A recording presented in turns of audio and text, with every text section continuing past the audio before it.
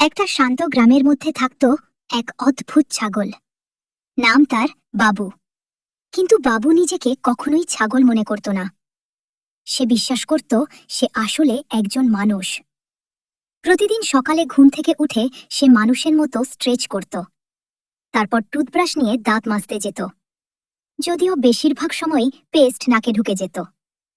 তারপর আয়নার সামনে দাঁড়িয়ে নিজের শিং ঠিক করত, যেন সে কোনো সিনেমার হিরো।